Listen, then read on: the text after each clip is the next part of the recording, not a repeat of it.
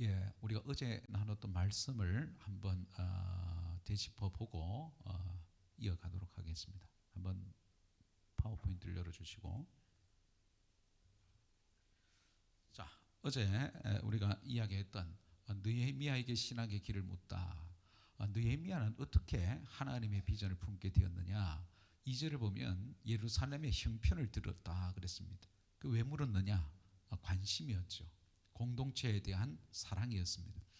그때에 참 성문이 불타고 환난을 당하고 능욕을 당한다는 그 안타까운 이야기를 듣고 느헤미야는 울었습니다. 통곡했습니다.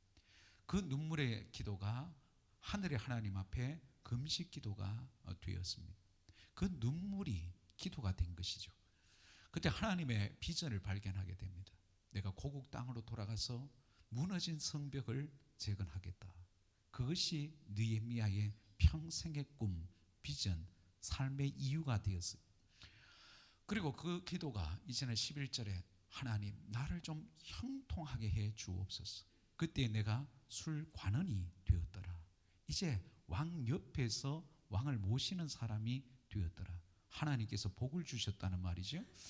그러면 우리가 어제 살펴봤던 말씀 중에 내가 애통해야 할 나의 예루살렘은 어디인가? 내가 애통하며 눈물로 기도해야 될 그 영혼은 누구인가? 여러분, 가족일 수 있어요.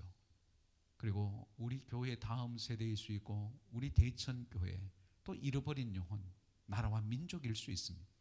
그리고 내가 구애하고 애통해야 될 예루살렘은 상처 입은 영혼들, 깨어진 영혼들, 아픔을 겪고 있는 이들일 수 있습니다. 그러면 우리가 어제 살펴보았던 느헤미야에게 신앙의 길을 묻다. 자, 핵심 요약은 뭐냐면 무엇이 하나님을 위해서 살게 하는가? 그것은 하나님이 주신 비전입니다. 하나님이 주신 비전. 그 비전을 우리가 어떻게 발견할 수 있느냐? 공동체 현실에 여러분 관심을 가지시고 애통해하고 하나님께 눈물로 기도할 때에 그 비전을 하나님이 주십니다. 자, 여기까지가 우리 어제 보았던 말씀이고, 자, 계속해서 말씀을 이어서 산상수훈에서 예수님께서 이런 말씀을 하셨죠.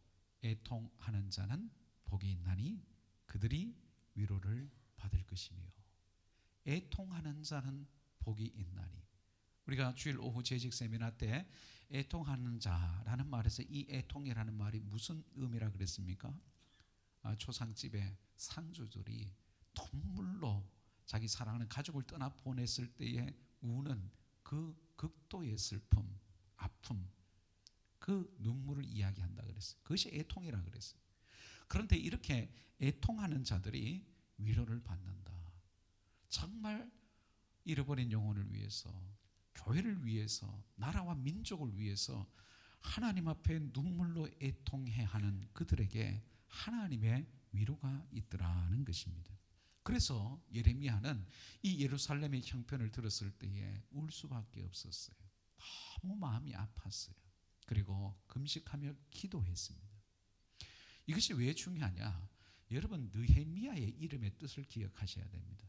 느헤미야 이름의 뜻이 뭐냐면 여호와께서 위로하신다. 한번 따라 하십시다. 여호와께서 위로하신다. 이게 느헤미야의 이름의 뜻이에요.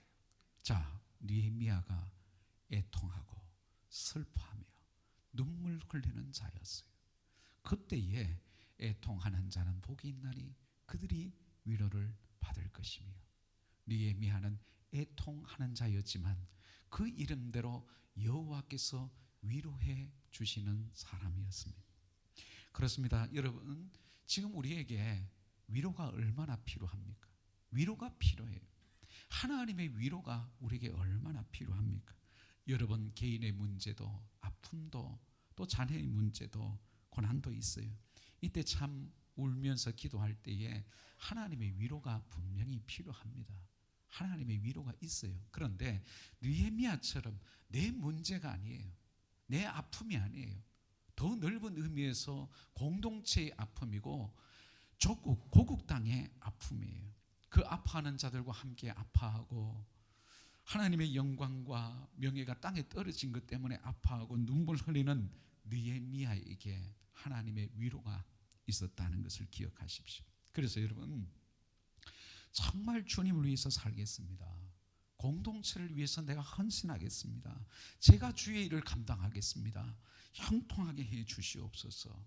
그렇게 눈물로 살아가는 사람, 애통해할 줄 아는 사람, 그런 사람에게 하나님의 위로가 있어요.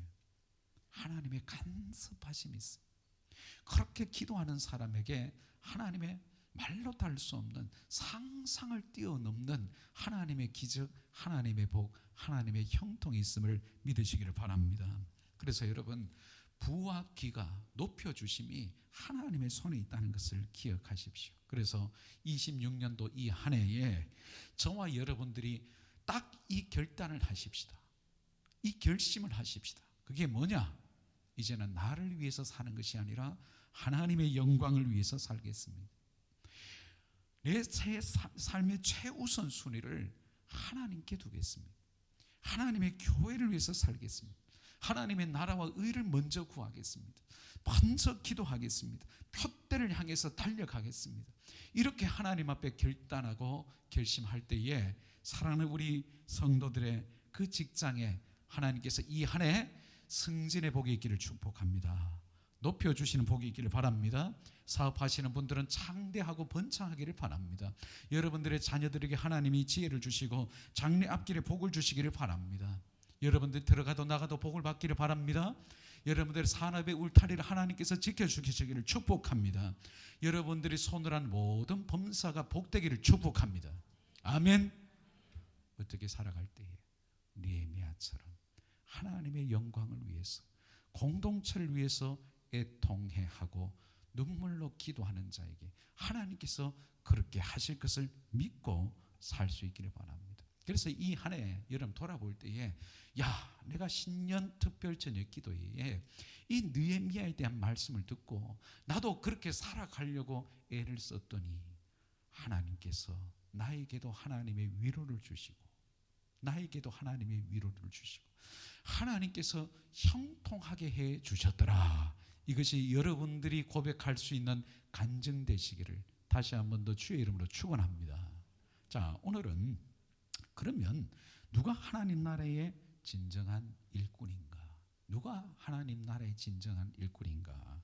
오늘 2장 3장을 함께 연결해 보면서 리더십인 느헤미야와 팔로십인 이 예루살렘 공동체 멤버들이 얼마나 좋은 일꾼이었는가 함께 생각해 보면서 저와 여러분, 우리 대천교회 모든 성도, 우리 다음 세대가 정말 하나님을 기쁘시게 하는 그런 일꾼들 되시기를 주의 이름으로 축원합니다. 자, 첫 번째, 끈질긴 기도가 있는가? 끈질긴 기도가 있는가? 이게 하나님 나라의 진정한 일꾼의 기준이에요. 자, 여러분, 우리가 1장을 계속해서 2장, 3장 연결해서 보면 이 느헤미야가 고국 땅에 대한 현실을 들었을 때에 보인 반응이 뭐였느냐? 먼저 다시 한번 더 1장 4절을 보시길 바랍니다. 1장 4절을 보시면은 내가 이 말을 듣고 앉아서 울며 수일 동안 슬퍼하며 하늘의 하나님 앞에 금식하며 기도했어요. 수일 동안. 1장 4절에서는 수일 동안 금식의 기도를 드렸어요. 며칠 동안 식음을 전폐하면서 하나님 앞에 금식하며 기도했던 이 기도가 어떻게 바뀌느냐? 자, 1장 6절을 보시기를 바랍니다. 1장 6절을 보면 이제 종이 주의 종들인 이스라엘 자손을 위하여 주야로 기도하오며, 자, 금식의 기도가 이제는 주야, 밤낮, 매일의 기도로 바뀌어지기 시작합니다. 굉장히 중요합니다. 매일의 기도로 바뀌어지는데 이 느헤미야가 밤낮 매일 기도를 언제까지 하느냐? 자, 1장 1절을 보게 되면 하갈의 아들 느헤미야의 말이라 아닥사스다 왕 제20년 기스를 월에 내가 수상궁에 있는데, 이 기스를 월이라는 것이 태양력으로 11월 혹은 12월경을 말합니다. 자, 이 느헤미야의 주야로 드리는 매일매일의 기도예요. 기도를 멈추지 않았단 말이에요.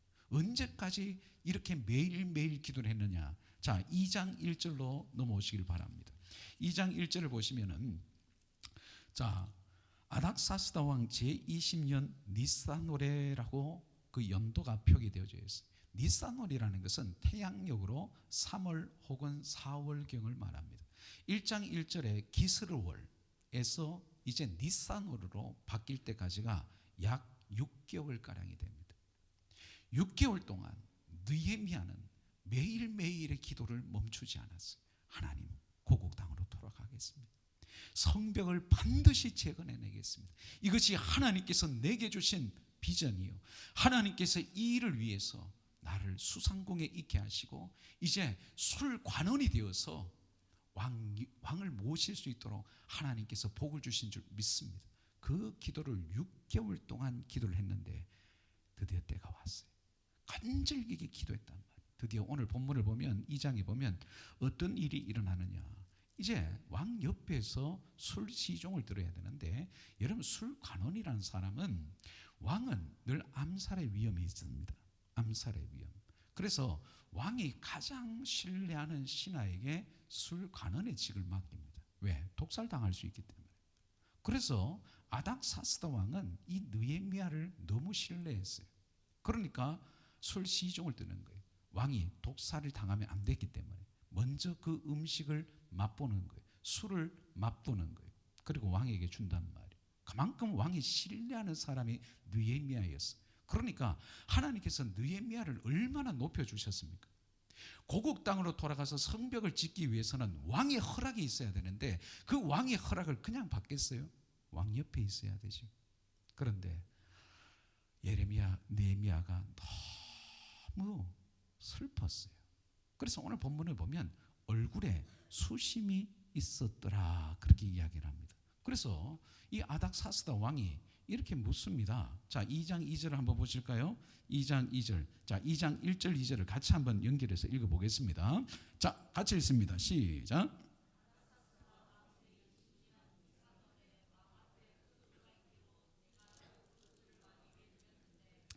이전에는 내가 왕 앞에서 수심이 없었더니 왕이 내게 이르시되 네가 병이 없거늘 어찌하여 얼굴에 수심이 있느냐? 이는 필연 네 마음에 근심이 있음이로다 하더라. 그때 내가 크게 두려워하여. 이게 그냥 읽어낼 수 있는 구절이 아닙니다. 왕이 딱 보니까 네 병이 없잖아, 네 건강하잖아, 근데 네 얼굴빛에 왜 수심이 있어? 페르시아 법에는 이런 법이 있습니다. 왕 앞에서는 웃어야 된다. 참 이게 더러운 법입니다. 집에서 마누라하고 부인하고 대판 싸웠는데 화가 나고 애도 말도 안 듣고 나도 갱년기가 와가 좀 힘들었는데 잠도 못 자가지고, 그런데 왕 앞에서는 늘 웃어야 된다. 여러분 이게 북한이죠. 북한에 보면 김정은이 앞에서는 열렬하게 예민아이들이 박수치면서 막 이래야 돼요. 얼마나 그 기분 나쁘겠어요. 김정은이 그 젊은 새파란 그 벌거이 띵띵한 거 앞에서 나이 많은 70, 80 먹으면 그 장군들도 박수치고 웃어야 돼. 페르시아 법이 그렇습니다. 왕 앞에서는 웃어야 된다. 그런데 근심이 있었어요. 왕이 의심할 수 있죠. 네 병도 없는데 왜 네 얼굴에 수심이 있느냐? 이게 뭔가 네 마음에 근심이 있음이로다. 너 혹시 나를 죽이려고 반역을 꾀하는 거 아니야? 왕이 오해한단 말이죠. 그 페르시아 역사의 기록에 의하면 이 아닥사스다 왕의 성질이 굉장히 괴팍하다 그래요. 다혈질이, 기분파예요. 그래서 조금만 자기 마음에 안 들면 죽입니다. 그런 왕 앞에서 왕이 딱 지적을 하니까 내가 크게 두려워해요.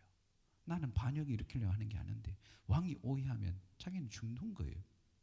그때 느헤미야가 자기의 속마음을 이렇게 이야기를 하는데 3절에 보시면 왕께 대답하되 왕은 만세수를 하옵소서. 내 조상들의 묘실에 있는 성읍이 이제까지 황폐하고 성문이 불탔사오니 내가 어찌 얼굴에 수심이 없사오리까?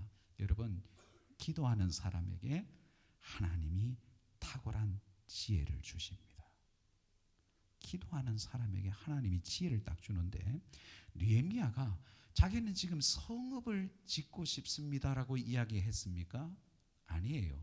3절을 다시 한번 꼼꼼하게 보시면 내 조상들의 왕은 만세수를 하옵소서. 저는 왕을 독살할 생각이 전혀 없습니다. 내 조상들의 묘실이 있는 성읍이라고 이야기합니다. 그러니까 조상에 대한 예를 다하는 것처럼 이야기를 한단 말이에요. 그 크게 두려워할 상황에서 어떻게 침착하게 지혜롭게 이야기할 수 있느냐. 느헤미야는 6개월 동안 매일매일 하나님 앞에 기도했어요. 하나님 앞에 부르짖었어요. 하나님 앞에 울었어요. 사랑하는 여러분, 기도하는 자에게 하나님의 지혜를 주신 줄 믿어주기를 바랍니다. 기도하세요. 기도하면 세상이 감당할 수 없는, 세상 사람들보다 탁월한 지혜를 하나님이 주십니다. 그래서 왕이 이렇게 이야기를 합니다. 4절에 그러면 네가 뭘 원하느냐? 드디어 때가 온 거예요. 사랑하는 여러분, 기도하다 보면 하나님의 때가 옵니다. 하나님의 응답의 때가 옵니다. 하나님의 때가 가장 정확하고 하나님의 방법이 가장 완전함을 믿으시기를 바랍니다. 그때의 느헤미야의 반응이 정말 중요합니다. 여러분 4절 말씀을 같이 한번 더 읽어볼까요? 시작. 왕이 내게 이르시되 그러면 네가 무엇을 원하느냐 하시기로 내가 곧 하늘의 하나님께 묵도하고. 하늘의 하나님이 언제 등장했습니까? 4절이에요. 4절에 예루살렘의 형편을 듣고 느헤미야가 통곡하면서 슬퍼하면서 하늘의 하나님께 금식했을 때 그 하늘의 하나님 이제 또 등장을 하는데 이제 네가 뭘 원하느냐. 이때에 느헤미야가 하늘의 하나님께 묵도했다. 이 묵도라는 말이 중요합니다. 이것이 엎드려 절하다는 뜻을 가지고 있어요. 그 짧은 시간에 하나님을 경외하는 마음으로 하나님께 그 찰나의 순간에 기도를 드립니다. 그래서 느헤미야 1장과 2장에서 느헤미야가 어떻게 기도를 하는가를 잘 보세요. 1장 4절에서는 수일 동안의 금식 기도가 1장 6절에서는 주야로 매일의 기도로 바뀌었고, 그리고 2장 4절에서는 6개월 동안 끈질기게 매일매일 기도를 쉬지 않았단 말이에요. 끈질기게 간절한 마음으로 기도했단 말이에요. 드디어 네가 무엇을 원하느냐 왕이 질문을 했을 때 느헤미야는 그 짧은 찰나의 순간에서도 하늘의 하나님 앞에 묵도의 기도를 드렸습니다. 그 짧은 시간에 기도를 드렸단 말이에요. 이 짧은 찰나의 순간에 그 기도를 드릴 줄 아는 사람이 정말 기도의 사람이에요. 기도에 깊이가 있는 사람이에요. 그 하늘의 하나님 앞에 짧은 순간의 기도를 무슨 기도를 했을까요? 드디어 하나님 때가 왔습니다. 네가 뭘 원하느냐 왕이 물었을 때 이제 내 속마음을 이야기해야 될 때인데 하나님께서 왕의 마음을 강건해 주옵소서. 이게 아닐까요? 그래서 5절에서는 3절과 다른 이야기를 합니다. 진짜 본인의 비전을 왕 앞에 이야기합니다. 5절 말씀을 같이 한번 읽습니다. 시작. 왕에게 하르되 왕이 만일 좋게 여기시고 종이 왕의 목전에서 은혜를 얻어 싸우면 나를 유다 땅 나의 조상들의 묘실에 있는 성읍에 보내어 그 성을 건축하게 하옵소서 하였는데, 자 3절에서는 성을 건축하겠습니다 말 안 합니다. 왜? 왕이 오해하니까. 저게 얼굴에 근심이 있고 뭔가 반역을 깨하는 거 아니야. 그래서 기도하는 사람은 그 상황에서 하나님이 다 지혜를 주세요. 그리고 왕이 드디어 마음이 바뀌기 시작할 때 하늘의 하나님 앞에 잠깐 기도했을 때 하나님 이제 나의 비전을 이야기할 때 왕이 들어주게 해 주옵소서. 사랑하는 여러분, 저는 우리 성도들이 이 찰나의 기도, 순간의 기도, 묵도의 기도를 할 수 있기를 바랍니다. 그러려면 기도의 깊이가 깊어져야 돼요. 그냥 기도의 자리에 앉아만 있다가 중언부언하고 기도하면 돌아가지 마십시다. 이왕 은혜를 사모해서 특별 저녁 기도에 나오셨고 매일 새벽 기도의 제단을 쌓으시고 수요 기도에 나와서 기도하시고 늘 기도하신다면 여러분들이 하늘의 하나님 앞에 응답받는 기도 드릴 줄 아는 믿음의 사람, 기도의 사람 되기를 축원합니다. 그래서 이 느헤미야를 보세요. 금식의 기도가 매일의 기도가 되었고 6개월 동안 끈질긴 기도를 하게 되었고 그 찰나의 순간에 짧은 기도를 통해서 하나님의 놀라운 응답이 있습니다. 그래서 여러분 순간에 기도를 드릴 줄 알아야 돼요.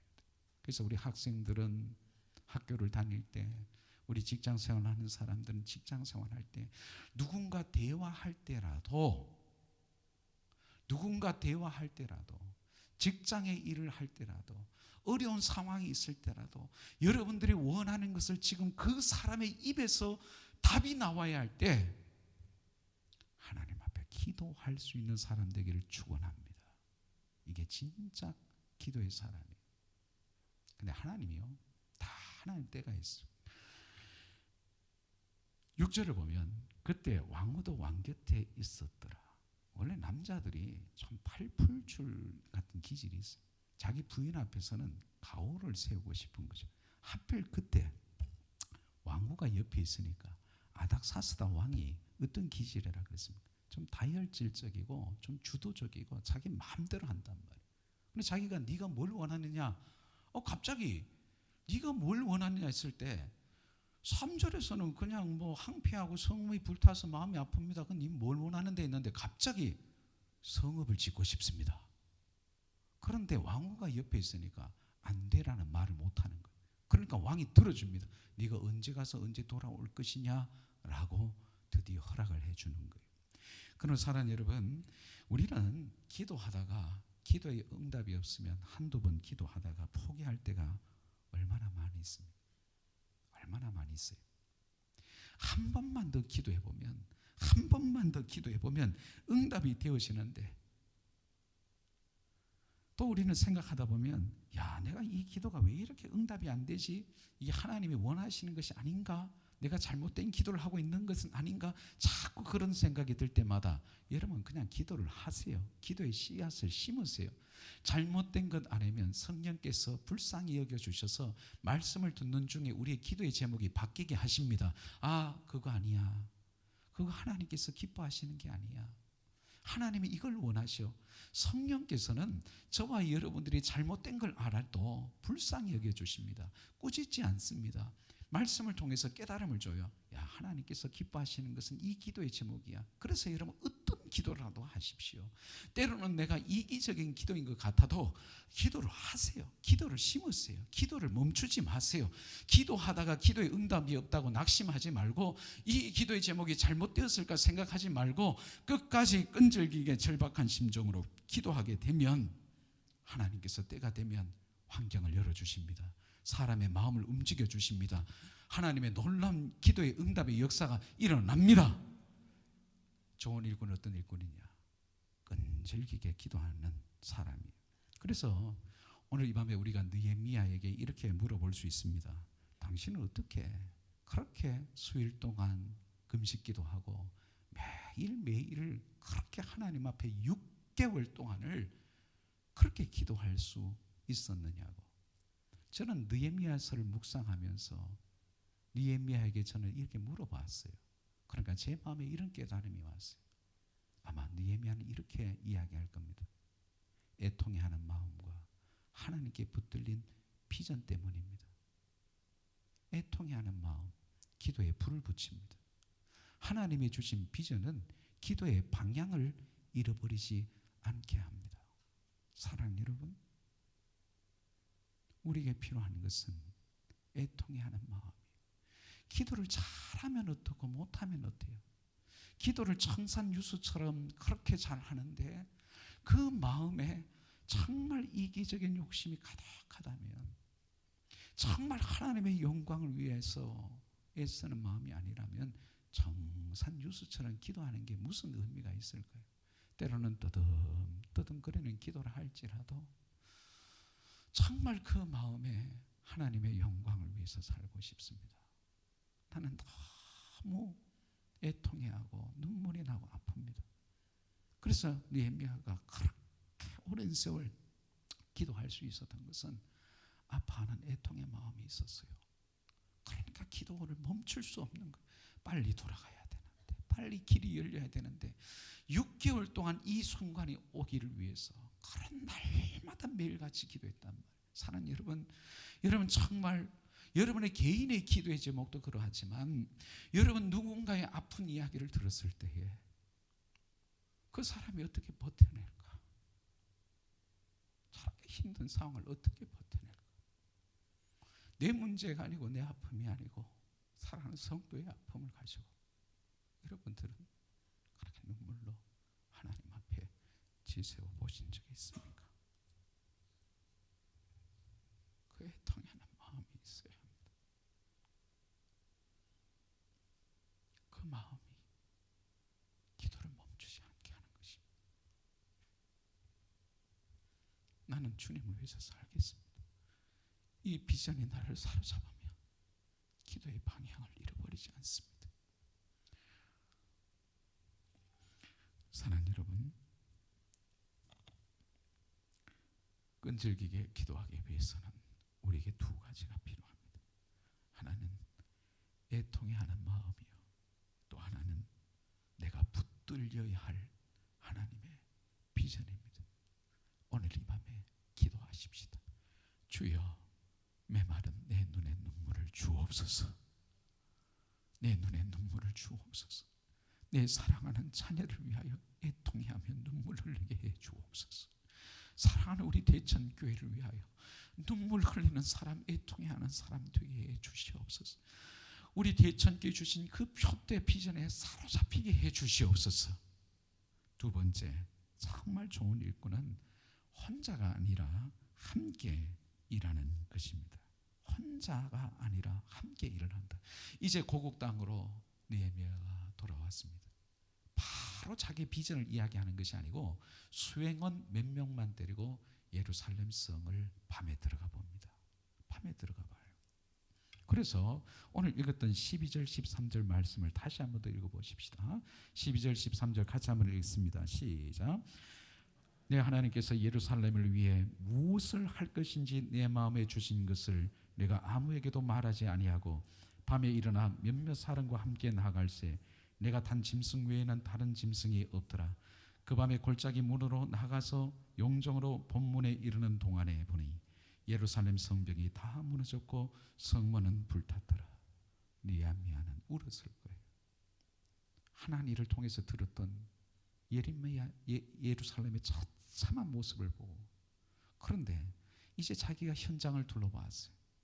그리고 드디어 이제 자신의 비전을, 그리고 하나님께서 수상궁에서 어떻게 역사하셨고 어떻게 간섭하셨고 왕의 마음을 움직여 주셨는지 간증을 할 때에 백성들의 마음이 함께 불붙기 시작했습니다. 그래서 여러분 한번 읽어보실까요? 자, 17절 18절 말씀을 같이 한번 읽어보겠습니다. 시작. 후에 그들에게 이르기를 우리가 당한 공경은 너희도 보고 있는 바라. 예루살렘이 황폐하고 성문이 불탔으니 자 예루살렘 성을 건축하여 다시 수치를 당하지 말자 하고, 또 그들에게 하나님의 선한 손이 나를 도우신 일과 왕이 내게 이런 말씀을 전하였더니 그들의 말이 일어나 건축하자 하고 모두 힘을 내어 이 선한 일을 하려 하매. 자, 느헤미야는 혼자서 일하는 사람이 아니에요. 함께 일할 수 있도록 드디어 때가 되니까 비전을 이야기하는 거예요. 이제 더 이상 우리 수치를 당하지 말자. 예루살렘 성을 건축하자. 일어나 건축하자 했더니 이제 사람들의 마음에 불이 붙기 시작해요. 사랑하는 여러분, 한 사람이 중요합니다. 애통해하고 하나님의 비전에 사로잡힌 그 한 사람을 통하여 다른 사람에게도 불을 낳게 될 줄 믿습니다. 오늘 이 밤에 나오신 우리 성도님들, 정말 하나님이 주신 그 비전이 우리 가슴에 불이 되기를 축복합니다. 여러분들의 상황을 보지 마십시오. 우리는 미약합니다. 약한 건 맞습니다. 그러나 하나님의 비전에 사로잡히면 안 되는 일도 되게 되는 역사가 일어날 줄 믿습니다. 어떤 방해가 있어도 어떤 어려움이 있어도 돌파하게 될 줄로 믿습니다. 이게 느헤미야의 이야기예요. 그래서 함께 일하기 시작하는데 이제 3장에서 느헤미야가 성벽을 재건하는 원칙을 정했습니다. 그것이 뭐냐? 첫 번째는 느헤미야는 이 일꾼들에게 자기 집 앞에서부터 무너진 성벽을 재건하도록 원칙을 정했습니다. 이것이 왜 중요하냐?